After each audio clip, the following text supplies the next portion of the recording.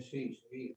Muy buenas tardes a todos. Mi nombre es María Novakoski, soy presidente de un espacio que se llama Mujeres Liberales Argentinas y nuestro objetivo es poder difundir las ideas de la libertad.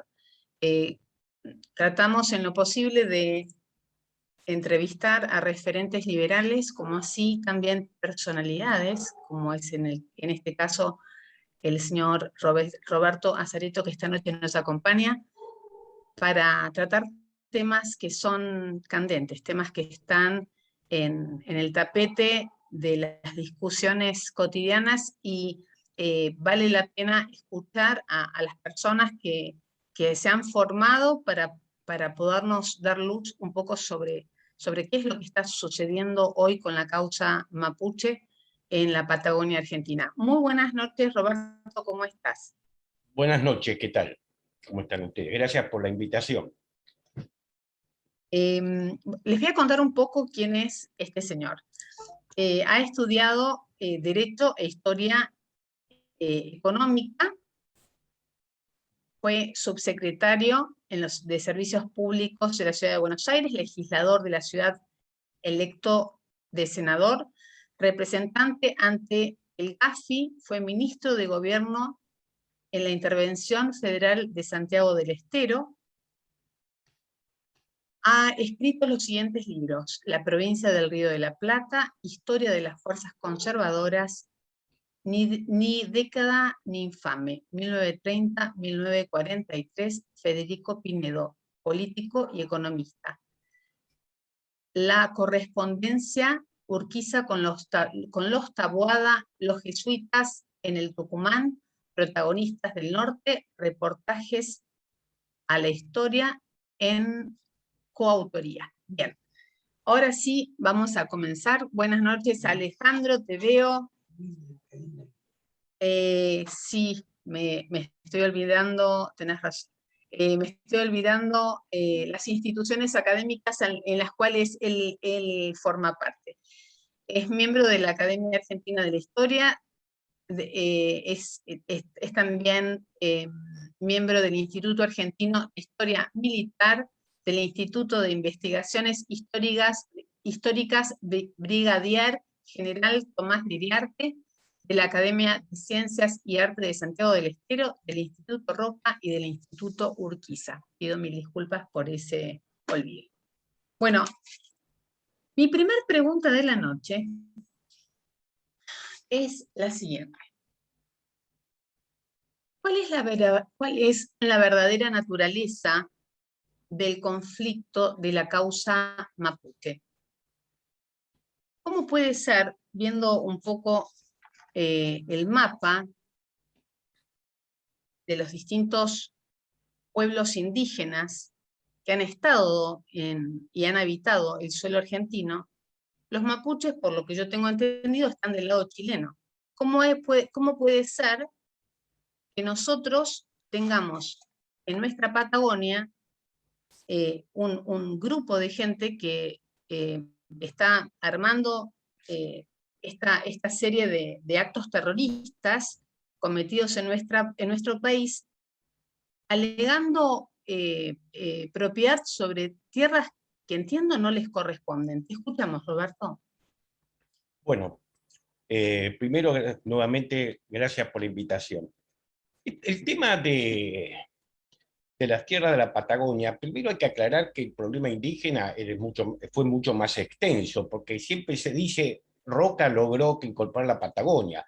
A ver, hasta que cuando se inaugura en 1870 el ferrocarril de Rosario a Córdoba, se pudo viajar entre Rosario y Córdoba sin problemas.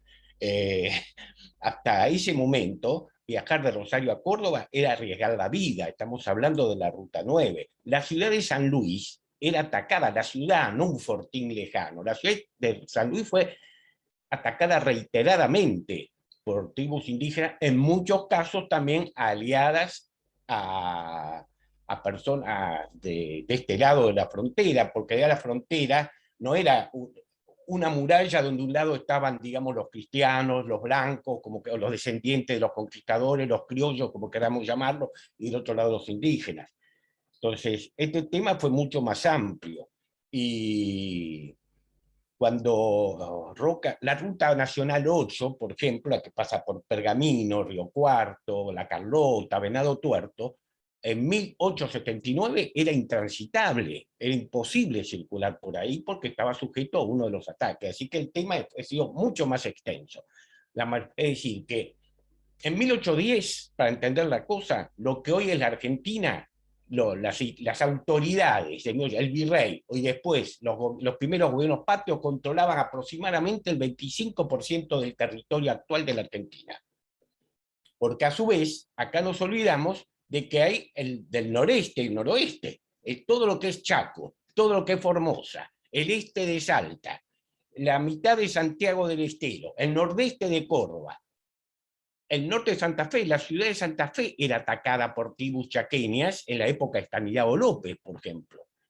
Así que también estaban en manos indígenas. Curiosamente, ahí no hay problemas, lo cual habla de que en este componente del sur hay otros elementos, que después ya los vamos a ir viendo. Cuando se produce la campaña, a ver, alrededor de mediados del siglo XVIII se produce lo que algunos llaman la araucanización de las pampas, es decir, hay pequeños grupos. Del otro lado de la cordillera, cuando no existía Chile ni existía la Argentina, el Virreinato del Río de la Plata y la Capitanía General de Chile.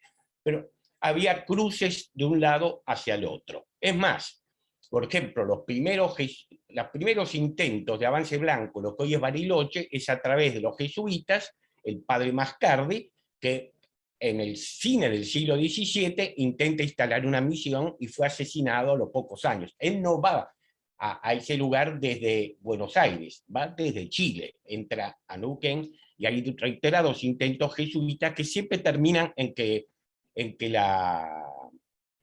los asesinan. Hubo 5 o 6 intentos y terminan mal. Ese proceso se va dando lentamente de la organización en el sur de Mendoza, en La Pampa, los ranqueles, por ejemplo, vienen a fines del siglo XVIII, pero se acelera con la independencia de Chile. Porque, ¿qué pasa? Los araucanos son solidarios con las tropas realistas, y ahí empieza el gran avance. Oficiales realistas que permanecieron en Chile después de la batalla de Maipú, incluso después de la batalla de Ayacucho, había un sector que estaba ahí en Chiloé, fortificado, y de ahí organizaban con los araucanos ataques. Por ejemplo, en 1820, pueblos como Salto, como Pergamino, como Rojas, fueron asaltados al grito de Viva Fernando VII. Y en Mendoza estuvieron los hermanos Pincheira. Yo he visitado los llamados castillos de Pincheira, que son es una quebrada donde hay, digamos, la arqueografía y se ha añado, los bajores parecen que hubieran castillos, por eso dicen castillos de Pincheira. Ellos recién fueron batidos en 1831 gracias a que el ejército chileno, al mando del general Bulnes, entró en territorio de Mendoza y los derrotó. Es más, un año antes, una comitiva que iba a hacer un pacto con ellos, del gobierno de Mendoza, fue asesinado a las 30 personas que concurrieron, entre ellos un hermano del fraile Aldao. Lo que iba a ser una reunión para llegar a un acuerdo terminó un asesinato masivo.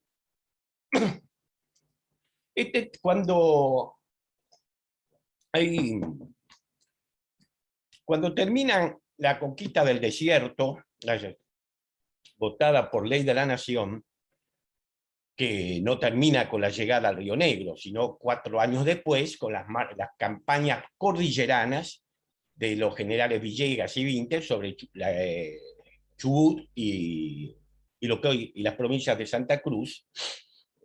En 1884 es cuando se rinde Namuncurá. Hay un acuerdo que es otorgar tierras por ley de la nación, en vastas extensiones de tierras.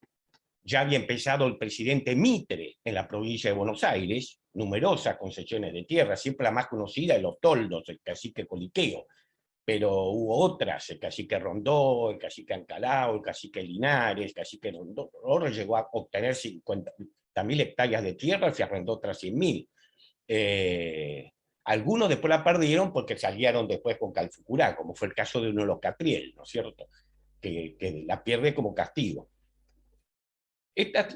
Así que ahí se fueron asentando, algunos recibieron grados militares, como Namuncurá, que recibió uniforme, grado de coronel del ejército argentino, y solía venir a Buenos Aires de vez en cuando con su uniforme de coronel, y si estará unos días a Buenos Aires, y visitaba a las autoridades, después partía para el Neuquén. Debo decir, porque acá hay que distinguir dos temas. Los que estaban aquí en ese momento, hayan nacido aquí o hayan venido de Chile, como fue el caso de Namuncurá, que nació en Chile, vino ya con su padre cuando emigran en 1833, 1834, pero se quedan instalados, reconocen la soberanía argentina, reciben tierras, y con esas personas no hubo prácticamente conflictos, hasta que la provincialización de los territorios nacionales empieza a generar algunos conflictos, porque algunas de las élites políticas de las provincias aprovechan para hacer algunas cosas que no se deben hacer, ¿no es cierto? Por ahí trámites burocráticos que se habían demorado, entonces ha habido algunos avances sobre tierras que habían sido otorgadas a esos grupos étnicos y que eran exclusivamente y que eran inajenables. Ahora bien, hay otro tema. A mediados del siglo pasado, no olvidemos que a mediados del siglo pasado las diferencias económicas entre Argentina y Chile eran muy acentuadas en favor nuestro, ¿no es cierto? Y entonces se produce un proceso de inmigración muy importante, no solo a Neuquén, o a Chubut, o a la Patagonia, pero en general, digamos, por ejemplo, provincias como Mendoza recibieron una gran migración, pero ahí venían del Valle Central, era población que podíamos considerar criolla. En el caso de Neuquén hubo una fuerte migración de origen araucano, acentuada también porque la política chilena en eso ha sido, por lo menos hasta ahora, vamos a ver qué pasa con la constituyente, muy clara: gobierne el socialismo, gobierne los conservadores, gobierne los liberales, los demócratas cristianos. Es decir, no se admite la menor duda de que se ataque la soberanía del Estado chileno sobre esos territorios. Eso, porque los terrorismos en Chile empezó ya hace 15, 20 años, ¿no es cierto? Entonces, cuando había problemas que los carabineros o el ejército intervenían, cruzaban para este lado y buscaban el refugio, eran el santuario, digamos. Roberto, Sí, yo sé que a vos dar charlas sobre historia te encanta, pero yo te voy a traer a la actualidad. sí. Quiero que me expliques cuál es la razón oculta por la cual el Estado abdica sus funciones básicas de seguridad y defensa de la integridad territorial. Bueno, esto habla de la crisis que tenemos, evidentemente, sí. Un Estado que abdica. A ver, ¿para qué se creó el Estado?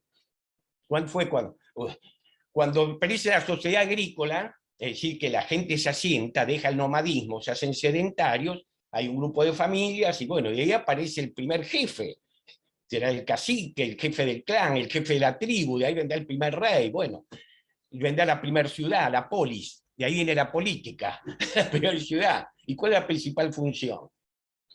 Decir esto es tuyo cuando había un conflicto ahí interno, la capacidad de prevenir, reprimir, que la seguridad y la defensa. Esa era la función, y fueron, diría que hasta hace 3 siglos, que recién ahí se empiezan a incorporar otras funciones del Estado, diría mucho más recientes, ¿no es cierto? Porque otros temas que hoy los consideramos que son del Estado, en definitiva las hacía otro tipo de organizaciones. Pero las corporaciones en la Edad Media se ocupaban de algunos problemas de los que formaban parte, las cofradías, las iglesias, de todo lo que es las órdenes religiosas, la educación, el cuidado de los primeros hospitales, demás. Pero bueno, sí, esa es la crisis. Daría la sensación, es un tema curioso. Yo hace unos años escribí un artículo a raíz del centenario de la muerte de Roca, hice una investigación sobre qué opinaban distintos dirigentes políticos y algunos intelectuales que tuvieron digamos, alguna influencia en el pensamiento del siglo XX, de todas las tendencias. Y en eso había coincidencia. Discutían otros aspectos, digamos, de la personalidad de Roca, su política, pero he visto lo que decía Oscar Allende, Arturo Jauretche, no hablemos de Abelardo Ramos, parece, es uno de los, que fue el ideólogo de lo que se llamó el Frente de Izquierda Popular, uno de los roquistas más fanáticos casi. Bueno, Arturo Frondizi, que yo recuerdo el día que anunció los contratos petroleros, invitó a las hijas de Roca, hizo una exaltación de la conquista del desierto, a su política petrolera la llamó como una segunda conquista del desierto, es decir, tema de la patria. Ese tema no se discutía, no era solamente los que pertenecían a las corrientes liberales, y lo que saltaba, era casi unánime. Esto empezó con Osvaldo Bayer, que es un anarquista, y bueno, los anarquistas no quieren un Estado. Y empezó con él. Y evidentemente que ha ido aprendiendo, hay distintas teorías por qué aprendió, pero bueno, también es cierto que hay una crisis, y creo que ha quedado también los complejos de lo que pasó en la época del gobierno militar, que parece que hay gente que ha olvidado de que el Estado, nos guste o no nos guste, tiene que tener el monopolio de la fuerza, y que eso no se puede discutir, para eso se discutió, si no es la anarquía y el riesgo de guerra civil. ¿Cómo no va a tener el Estado el monopolio de la fuerza? Pero yo te entiendo, pero mi pregunta es, ¿por qué el presidente Fernández no interviene? ¿Por qué no apoya a la gobernadora? ¿Por qué no se Bueno, toman cartas en el asunto? Y tenemos al embajador Bielsa, ¿sí? Que apoya a la gente que está operando en esta causa. Es de locos. sí. Sí, a ver, si este señor que no es, que es en definitiva lo que llamaríamos un mestizo, porque ya lo vemos por el apellido, ¿no es cierto? Con hijos que viven y votan aquí en la ciudad de Buenos Aires, además que están radicados aquí, creo que tiene un apellido galés, en definitiva, y natural. Ahí hubo la primera colonización, que fue en la época de Mitre, digamos, el primer acto de soberanía en la Patagonia lo ejerce el gobierno de Mitre, con la fundación de Rawson, Puerto Madryn, como los primeros pueblos y las colonias galesas, y después con las concesiones de tierra en Santa Cruz a Piedrabuena. Con la firma de Mitre está el primer acto de soberanía concreto del Estado argentino en la Patagonia y el reconocimiento del cacique Tehuel Chevigua como cacique general, y le da el grado de capitán y le manda un oficial para que oficie de secretario. Así que eso ya empieza la política de avanzar al sur del Río Negro. Hasta ese momento nadie había avanzado del Estado al sur del Río Negro. Bueno, evidentemente tenemos un presidente que no tiene claro, parece, de cuáles son las funciones del Estado. ¿Qué otra cosa puedo decir?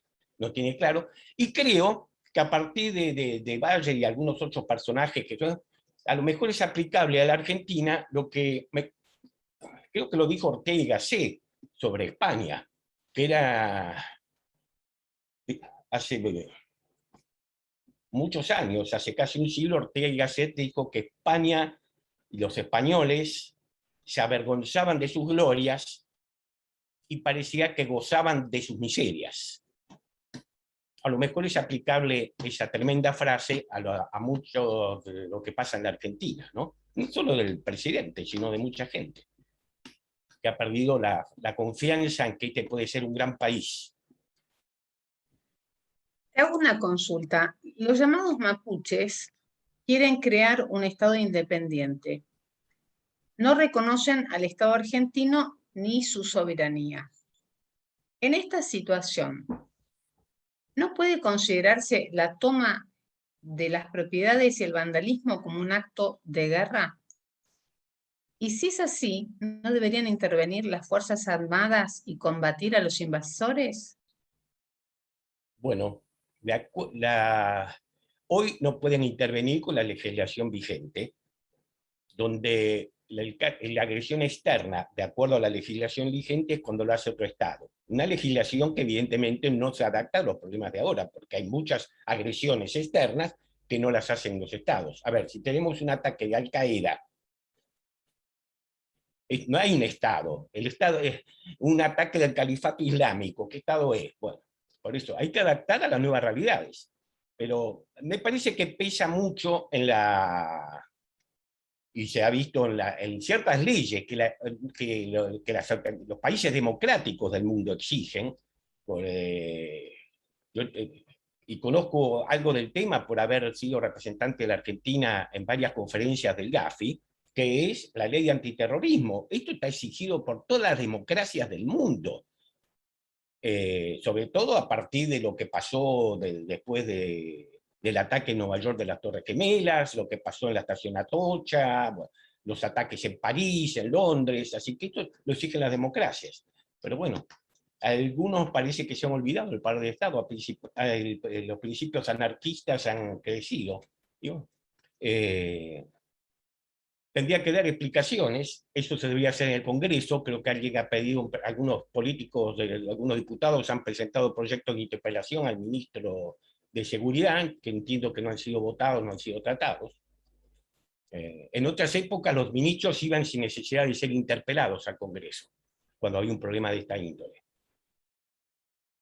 Te voy a llevar, te rescato y te llevo otra vez a 1820. Leyendo un artículo tuyo, que me pareció muy interesante, leí que los malones estaban dirigidos por oficiales españoles refugiados en el sur de Chile.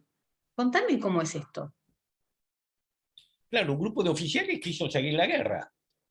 Cuando ya el ejército de Fernando VII fue derrotado, sí, un grupo logró internarse en el sur, se fortaleció en la isla Chiloé, y a partir de ahí estableció, ya había viejos lazos, porque hubo acuerdos ya en el siglo XVIII entre araucanos y el gobierno de la Capitanía General de que el límite era el río Vigo.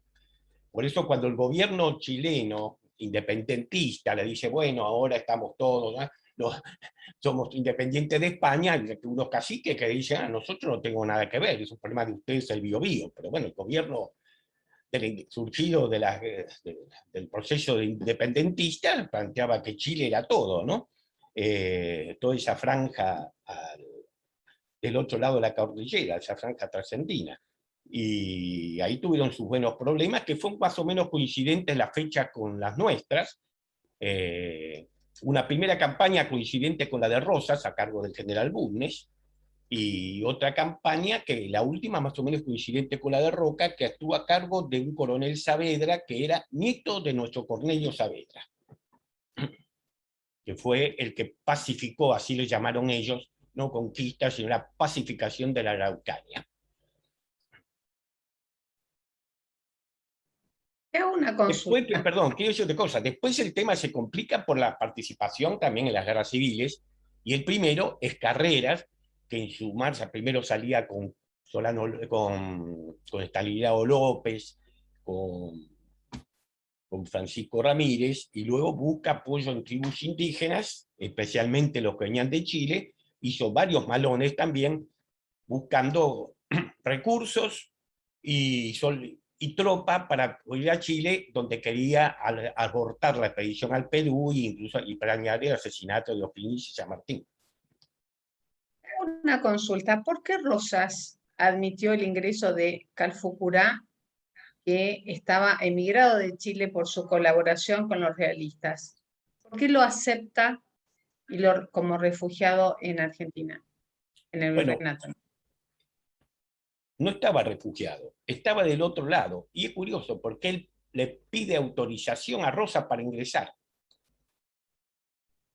Le pide Y él se la autorización a da. Rosa y eso, él se la da. Bueno, eso nadie sabe por qué. Yo lo he leído textos de los historiadores que tienen simpatía por don Juan Manuel, lo he hablado con algunos de ellos, de los que están ahora vigentes, y nadie entiende qué pasó ahí, por qué lo hizo. Hay una teoría que no podía con los ranqueles, donde había fracasado el ataque que había hecho Ruisidoro. Y acá tenemos que hablar entonces de un tema que al principio, contestando la primera pregunta, yo lo lancé la idea, ¿no? Cuidado, que esto no es la línea entre lo que podíamos decir, a ver, para simplificando, nosotros y ellos, nosotros y los indígenas, los aborígenes, no era una línea segregada, había mucho contacto y había negocios comunes de mucho. Y especialmente un investigador mendocino, Peñilillo, que dictó un libro que merecería reeditarse, Facundo Mendoza, trata ese tema. Que descubre el general Ruiz Huidobro, que era el oficial que siempre estuvo colaborando con Quiroga, el que entrenaba su infantería, bueno, un oficial de carrera, cuando iban sus exploradores, los bomberos, como se decía en la jerga, le decían, Yanquetruz está en tal arroyo. Partía para ahí y Yanquetruz no estaba. Yanquetruz ahora está en el Salar, no, iba para ahí y no estaba. Bueno, la acusación es que los hermanos Reinafé tenían negocio con los hermanos Reinafé, después responsables del asesinato de Quiroga, tenían lazo con los ranqueles. Entonces, así como también los había en Chile, porque en definitiva acá se montó un gran negocio, que era saquear las existencias ganaderas de nuestras llanuras para llevarlas y venderlas en Chile. De paso, con las consecuencias de matar gente y los cautivos, cautivas especialmente, algunas terminaron en las tolderías, algunas eran vendidas en Chile, y niños. Los relatos son tremendos.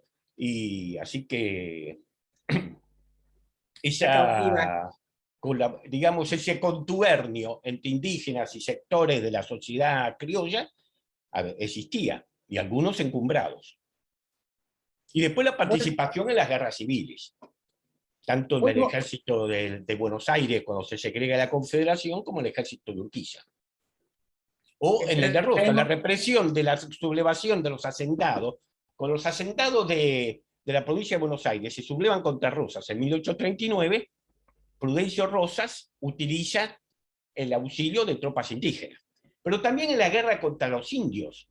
La batalla más importante que se libra es en 1872, la de San Carlos de Bolívar, donde Calfucurá junta 3.500 hombres. Algunos vienen de Chile. Entonces, está Namucurá y varios, está uno de los Catriel. Está Epumer, el hermano de Mariano Rosas. El ejército del general Rivas, muy inferior, unos 1.700, 1.800 hombres, tiene más indios que cristianos. Tiene 695 soldados del ejército argentino y 950 hombres al mando de Coliqueo y de Cipriano Catriel. Y según algunos, entre ellos el general Ceballos, la batalla la decide las cargas de Cipriano Catriel.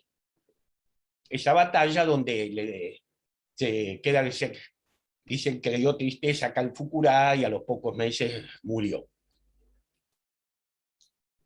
Y quiero remarcar los de la batalla porque tenemos que terminar con esa idea del genocidio. ¿De qué genocidio? Si acá había una guerra donde pelearon y hubo muertos de ambos lados y donde a veces ganaron los indígenas. justo te iba a preguntar eso. Desde la primera presidencia de Néstor Kirchner, se ha instalado en la sociedad esta idea del genocidio, ¿sí? Con la campaña de Roca. Eran combates feroces. ¿Por qué se instala la idea de genocidio? Sí. Bueno, es la banalización de las palabras.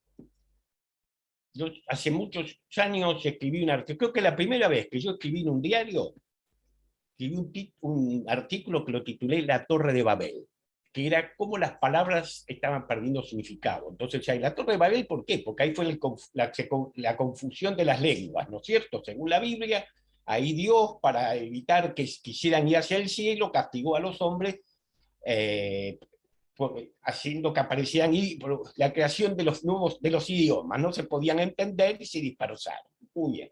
Frente a ese relato, yo dije, es la confusión de los conceptos. Y venía ya en ese artículo, lo escribí en el año 70, 71, existía la Unión Soviética.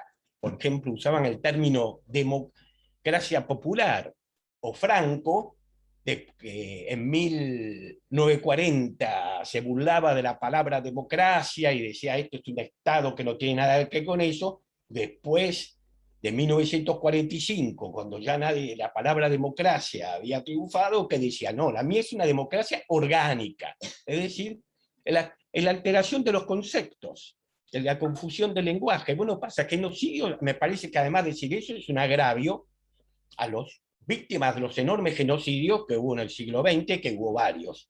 El más conocido, sabemos, es el de la comunidad judía, pero tenemos el genocidio armenio, los genocidios en Camboya, y bueno, y cómo podemos llamar a lo que hizo Stalin y Mao Zedong con decenas de millones de personas que murieron por sus políticas y por condenados al hambre, ¿no? Así que me parece, ahí hubo pelea. Es más, la campaña de Roca, las bajas en los combates de 1878 a 1879 son cerca de 1.200 muertos. En la de Rosas hubo 3.500. El otro tema que también están diciendo algunos, pero ¿cómo hablan de desierto si eso estaba poblado? A ver, estamos hablando de más de 1.000.000 de kilómetros cuadrados. Que hubieran 12.000, 14.000 personas, considerar que eso estaba poblado, está hablando un habitante cada 100, 90, 100 kilómetros cuadrados, puede ser considerado eso poblado. Era un verdadero desierto, no, por favor. El desierto del Sahara también hay gente, y todos hablan del desierto del Sahara. Estamos de acuerdo. Roberto, a mí hay algo que, en otro artículo que también leí tuyo, y que la Constitución Nacional reconoce la preexistencia de de estas poblaciones indígenas y el derecho al respecto de las tierras, ¿sí? Mi pregunta es, ¿están identificadas estas tierras? ¿Y por qué los gobiernos, desde 1994 hasta la fecha, no han cumplido con el mandato constitucional? Bueno, eso habría que preguntarse a los que gobiernan, pero sí, no cumple con el mandato constitucional y ahí el problema se agrava. También han surgido algunos problemas en el norte con esto, ¿no? Pero de otras características, porque ahí nadie está hablando de crear estados segregados, simplemente están reclamando lo que les corresponde o no. ¿Estos Bueno, espacios están identificados? ¿Se sabe de qué no se ha espacios? avanzado muy poco, no se ha Porque hecho nada, no se ha avanzado en la mucho. Patagonia eran nómades. Sí. Entonces, no termino de entender de qué espacios están hablando. Patagonia, ¿Sí? y lo que Los llamamos, lo que hoy llamamos las los Pampas. zonas y los yámanas eran nómades. Entonces, no. Pueblos sedentarios tuvimos en Cuyo, los huarpes eran sedentarios, agricultores, vivían en el río. Pueblo que en la conquista fue uno de los que más sufrió. Los huarpes de Mendoza y de San Juan, porque fueron llevados a la fuerza, incluso antes de la fundación de Mendoza y San Juan, hacían lo que llamaban malocas, sobre eso, para llevarse huarpes a trabajar en las minas de Chile. Estoy hablando de los primeros años del siglo XVI, así que hubo una gran... Después hay un gran mestizaje. A ver, quiero decir una cosa que creo que pocos argentinos conocen. El 57%, de acuerdo a los estudios que se han hecho de distintos investigadores y de la Universidad de Buenos Aires, el 57% de los argentinos tenemos alguna gota de población que estaba aquí antes de la llegada del primer europeo. Cosa que digo que se ignora porque siempre recuerdo comentarios de amigos que dicen somos el único país europeo, el único país blanco. Bueno, lo dijo el presidente, nosotros descendemos de los barcos. Bueno, el 57-58% de los argentinos, hoy tenemos algún ancestro que estaba aquí, me incluyo. Así que no, tenemos que revisar algunos conceptos. El famoso profesor de geografía, Danilo Pastore, en 1940, escribía: la Argentina tiene un 98% de población de origen europeo. Bueno, evidentemente que parece que había salido poco de Buenos Aires, Danilo Pastore. ¿Cómo va, Roberto? Tengo una consulta, Sí. perdón. Sí. Una última pregunta mía y te paso la palabra, Leandro. He leído en un diario que el Centro de Operaciones de la Lucha por la Autodeterminación de los Mapuches en Chile y Argentina está ubicado desde 1978 en el número 6 de la Lodge Street de la ciudad portuaria inglesa. ¿Qué relación, existe alguna relación de lo que está sucediendo con la masonería? Bueno, yo nunca me han gustado las teorías cooperativas, ¿no? Pero lo cierto es que a partir del conflicto bélico, cuando se invadió las Malvinas, este tema se ha acentuado en la Argentina. Hasta hace 22 nadie hablaba de estos problemas aquí. Se ha acentuado, sí. No hay que olvidarse que con Chile tenemos reclamos comunes con, con respecto a todo el sur y la Antártida y nuestra producción hacia el Polo Sur.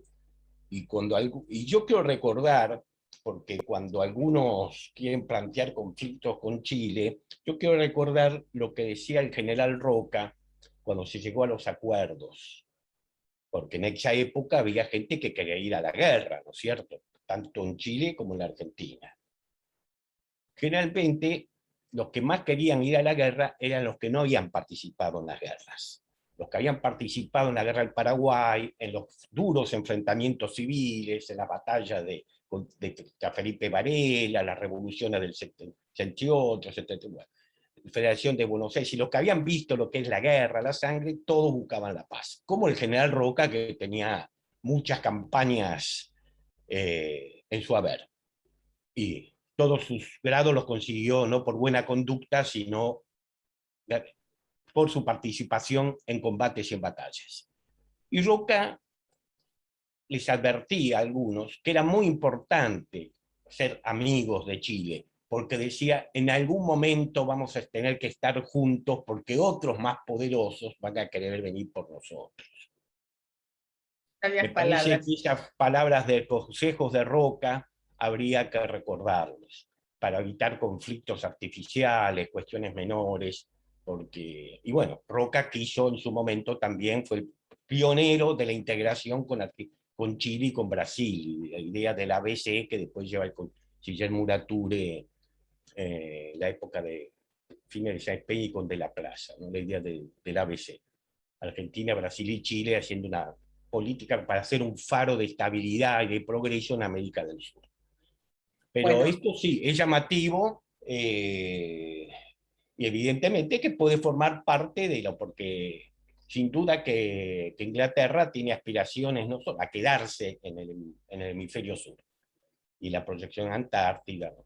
Y eso que todos quieren estar en la Antártida. todo quien está en la Antártida. Sí, sí, Todos sí, quieren también estar. Rusia recuerda que los primeros exploradores fueron rusos, es cierto. Rusia, los Sí, chinos, sí, ahora quieren estar los todos. ingleses Sí. y lo Primero que los cuesta. argentinos todos. Debo decir que hasta 1940 la única instalación permanente era la Argentina, la que se instaló cuando Roca a unos exploradores le compra, y establece la primera base permanente. Recién en 1940 Inglaterra establece una base en la Antártida a raíz del estallido de la Segunda Guerra Mundial, temiendo que los alemanes pudieran anticiparse y generar ahí una base de abastecimiento para su flota de submarinos. Recién ahí Nosotros entonces tenemos viene la dos presencia de la bases, Antártida. Marambio y Esperanza. No, La bueno, la base primera es Marambio y Orcada. Esperanza. La primera eran las Orcadas. Llegamos a tener 5 o 6 bases. Ah, no, no sabía que Sí, sí, llegamos sí. a Fue tener un gran avance de bases en el primer gobierno del general Perón.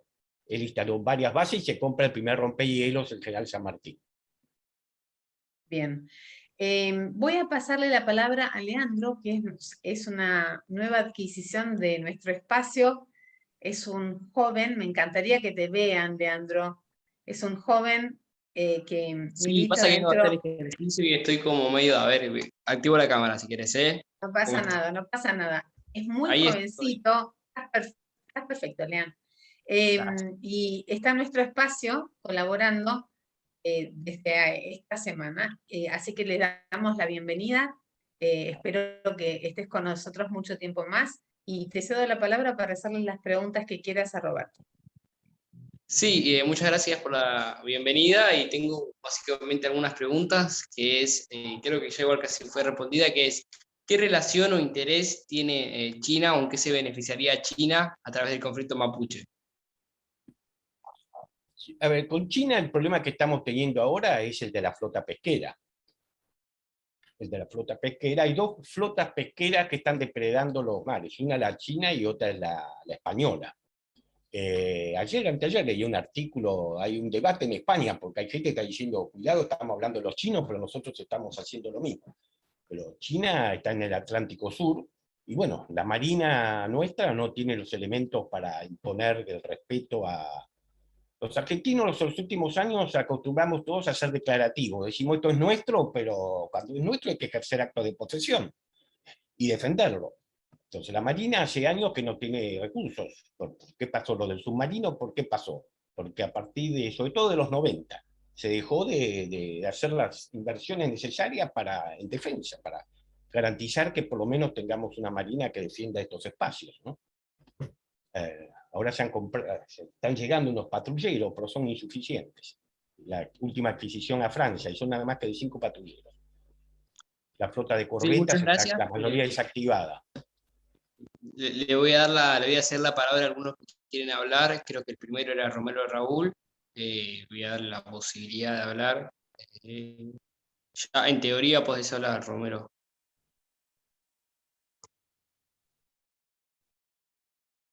Hola, muy buenas noches. No puede, porque lo tenés que desmutear. Ahora sí. Muy buenas noches, Raúl, ¿cómo estás? Yo no lo escucho. Yo tampoco. Le doy la posibilidad a otros entonces. Espera, no. Había dejado escrito algo en el chat que era para Roberto. Acá. Buenas noches, buenas noches, saludo a los participantes, organizadores y disertante, al doctor Frugoli, a quien recibí en el lejano sur cuando era ministro, y hasta ahora no volví a ver. No sé de quién está hablando, pero bueno. Ahí Luis Luis quiere hablar. Ticot. Luis, Hola, muy buenas noches. buenas noches. Yo soy diseñador gráfico y estudié literatura y me gustó la lingüística y quería entrar a hacer una consideración muy breve, apoyando evidentemente a lo que dijo nuestro conferenciante, pero que diría yo sería interesante ampliar un poco más el concepto. Nosotros empezamos a hablar de indios chilenos e indios argentinos. Primero que sabemos que no son indios, que son americanos, los auténticos aborígenes que encuentran los españoles, porque ni siquiera los españoles encontraron las Indias. Yo no sé si eso lingüísticamente es interesante, pero de alguna manera corregir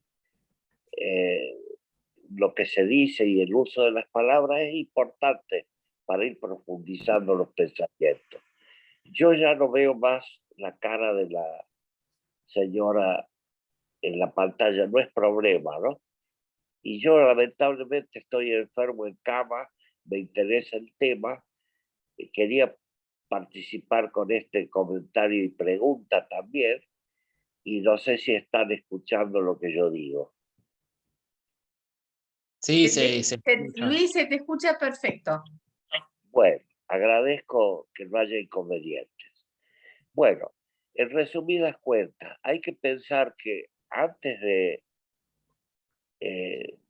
1492 ya vivían por lo menos 10.000 años los aborígenes de América, que se extendían por toda la cordillera de los Andes, desde América del Norte a Ushuaia.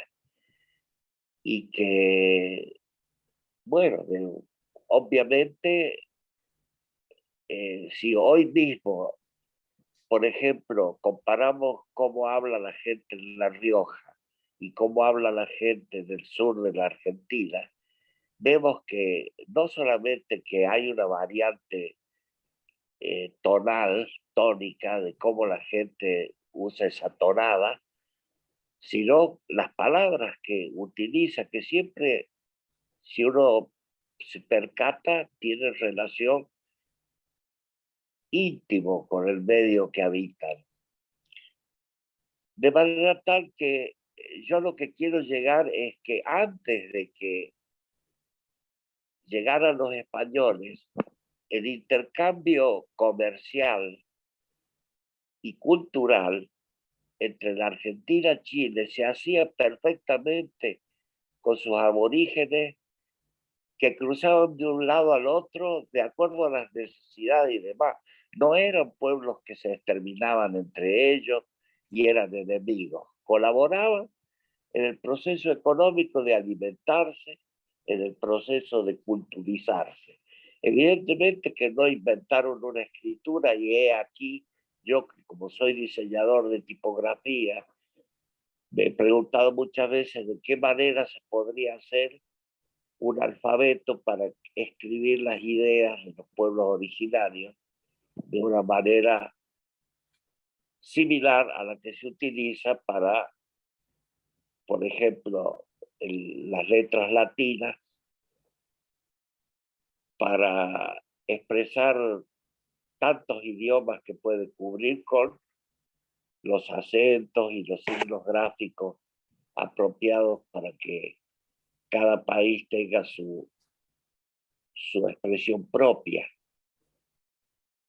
Entonces, la lengua de estos indígenas, tanto del lado occidental como el lado oriental de la cordillera de los Andes, se llamó para ellos Mapu, que quiere decir tierra, y Che, que quiere decir gente, mapuche. O sea, la gente de la tierra era así intuitivamente y sin haberlo consultado bajo ningún clima de discusión. Disculpa que te interrumpa, estás hace 7, 8 minutos y creo que... Luis, Bueno, Luis, no importa. perdonan. ¿Verdad? Quiere hablar incluso... Sí, pero espera un poquito, Leandro. Luis, yo entiendo que estás en cama y me encanta escucharte, pero me gustaría darle la oportunidad a Roberto que te conteste y te dé su parecer. ¿Te parece? Sí, sí. Yo no empleo la palabra indios, hablo de aborigen, que es raíz aborigen, era el término latino. Cuando llegaban a algún lugar, se refería a los que estaban a donde ellos llegaban, aborigen, como tampoco pueblos originarios. Ese concepto es muy discutible. A ver, ¿cuántos españoles hay originarios, por ejemplo? Cuando llegaron los romanos, antes los fenicios, ¿de dónde venían los fenicios? Del Medio Oriente. ¿De dónde vinieron los godos? De las llanuras del Danubio y del Volga. Así que el concepto de originario, los incas se llegaron al Perú 150 años que Pizarro, los aztecas se hicieron del control de parte de lo que hoy es México 200 años, 180 años antes que Hernán Cortés, que no había guerras permanentes. ¿Qué hace Calfucurá cuando llega? ¿Qué hace Calfucurá cuando llega? Una gran matanza de los borogas, que eran enemigos de él en Chile. Por eso los borogas después serán aliados de los gobiernos nuestros. Hay un caso, son los defensores después de Bahía Blanca. Voy a mencionar el cacique Ancalao, el cacique Linares y demás. El cacique Ancalao reciben todos tierras en compensación. En el caso de Ancalao, recibe 7.000 hectáreas que luego hay que negociar porque ahí se va a construir Puerto Belgrano, 20 años después, 30 años después de recibir esas tierras. En compensación le dan 120.000 hectáreas entre Río Negro y Chubut, donde todavía están los Ancalaos instalados, que quiero señalar que todos los días izan la bandera argentina y andan todos todos los días, no solamente la fecha patria, se ponen la escarapela argentina. Yo nunca dije que había indios chilenos argentinos, dije que no existía Chile y la Argentina antes de 1810, así que ni se pudo haber sido muy distinto el mapa político de nuestros países. Pero lo cierto que el término originario está muy bastardeado también con el término genocida. Y los contactos no eran tan grandes. Voy a contar algo, porque siempre me acuerdo, cuando estudiamos ya en la primaria, que nos decían del incendio de Buenos Aires, parecía que Buenos Aires había desaparecido. Los indígenas, las tribus que eran 10, que atacaron Buenos Aires, se fueron después. nunca más. Y Buenos Aires sobrevivió 5 años al incendio. Hubo 500, 600 pobladores españoles. Era la población de origen español más importante de América del Sur, porque en Perú no alcanzaban a esa cantidad en ese momento. Y después Irala los obligó a trasladarse a Asunción. Pero porque eran nómadas, no estaban instalados, pero los enfrentamientos eran constantes, por supuesto.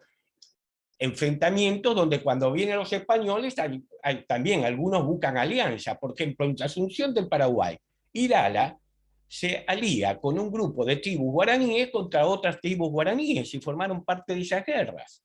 Y ahí empieza también el proceso de mestizaje en el Río de la Plata, porque la manera de demostrar la gratitud a los españoles fue entregándoles sus jóvenes. Algunas llegaron a tener 20 o 30 cada uno, bueno, pero ese es otro tema. Pero fue una guerra de tribus donde llega alguien de afuera y se alían con ese señor que llega de afuera, que dicen, y este parece que es fuerte, tiene alguna arma, alguna estrategia que a mí me va a permitir vencer a las otras tribus. Esa es la verdadera historia. ¿Cómo creen que ganó Cortés? ¿Cómo podía ganar Cortés con tantos pocos efectivos? Porque hizo una guerra de liberación, no de conquista. Todas las tribus que habían sido sojuzgadas por los aztecas salieron a Cortés. Eso es lo que pasó, la verdadera historia de la conquista de México. Si después hicieron bien o mal, es otra discusión. Pero así pudo Cortés vencer. Te agradezco mucho la charla. No sé si alguien quiere hacer alguna pregunta o acotación más. Está el micrófono libre. Levanten la mano, escriban en el chat y yo le doy la posibilidad de hablar. Si no, Roberto, mientras tanto yo quiero comentarte que me han hecho llegar sus saludos las autoridades de la UCD, el señor Gonzalo Mancilla de Sousa y el ingeniero... Amigo, sí. Sí, me dijo que por favor te hiciera llegar Sí. sus abrazos, y el ingeniero Álvaro Luis Alzogaray, que Otro viejo desde amigo. ya que es un placer recibirte, en su momento cuando empezamos a tratar este tema me dijo, llámalo Roberto, que le va a encantar tratar sobre este tema y lo van a poder tratar con una profundidad como el tema se merece. Así que yo no sé si alguien más quiere hacer alguna pregunta. ¿Hay alguien más? Si no, Leandro, ¿vos ves el WhatsApp? Sí, lo estoy viendo y no hay ninguna pregunta. Bueno, en principio quiero darte las gracias por habernos acompañado esta noche. Fue un placer conocerte y ahí dice muy interesante la exposición del señor Roberto Azareto. Cuánto conocimiento, un placer oírlo. De la señora Herminia para usted. Bueno, Roberto, te agradezco muchísimo nuevamente que nos hayas acompañado. Fue un placer conocerte. Seguramente no va a ser la primera ni la última vez que te vamos a convocar. A todas las personas que nos acompañan hoy, les cuento que el día 3 de noviembre vamos a tener a las 20 al señor Alberto Medina Méndez hablando sobre liberalismo social. ¿Existe? Los espero el día 3 de noviembre a las 20 como siempre. Les mando un beso enorme, muy buen fin de semana. Gracias.